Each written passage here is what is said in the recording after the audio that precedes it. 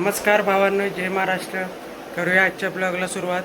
आणि मागचे काही दिवस झालं म्हणजे आठवडाभर झाला असेल की लयच उकडाले कोल्हापुरात आणि महाराष्ट्राची पण तीच परिस्थिती असेल, कारण की थंडी कमी झाली आणि ऊन जास्त लागते आता. त्याच्यामुळं गरमा पण भरपूर आहे. फॅनशिवाय माणूस बसू शकत नाही आता, असं वातावरण झालं आहे. त्याच्यामुळं बाहेर जायचं जीवावर येतं आहे, पण काय करायचं आता, कामं करायला जावं लागतं बाहेर. त्याच्यामुळं जायचं आणि कामं करून यायचं. तर भेटूया पुढं. महापालिकेचं काम बघा, किती सुंदर काम केलं आहे महापालिकावाल्यांनी. दिवसासुद्धा चालू आहेत पथदिवे आणि ते पुढे पण तुम्हाला दिसत असतील, त्याच्या मागे पण आहेत.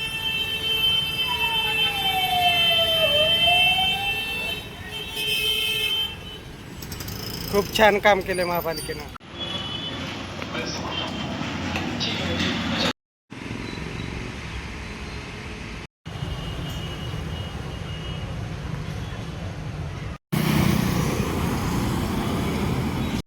तर भावांना नमस्कार.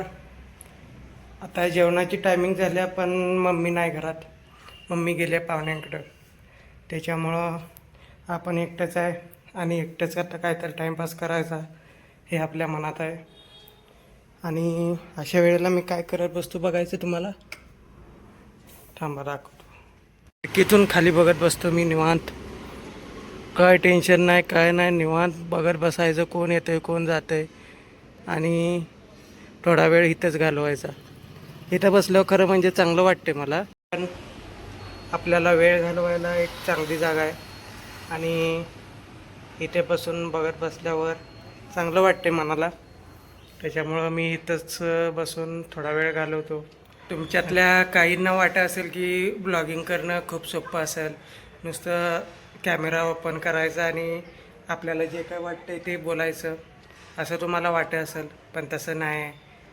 हे रोजचं ब्लॉग टाकणं हे कठीण काम आहे आणि एडिट करणं त्याहून कठीण आहे.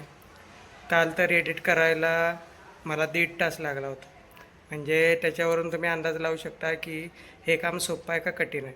कारण सोपं असतं तर प्रत्येकानंच कॅमेरा घेतला असता आणि केलं असतं ते, पण प्रत्येकाला जमू शकत नाही. आणि त्याच्यामुळं ह्या कामात मेहनत लागते. त्याच्यामुळं तुम्ही सगळ्यांनी साथ द्यायची गरज आहे आणि सपोर्ट करायची गरज आहे. तर तेवढं नक्की करा. बाकी काय नको तुमच्याकडनं, फक्त सपोर्ट करा. ओके, धन्यवाद.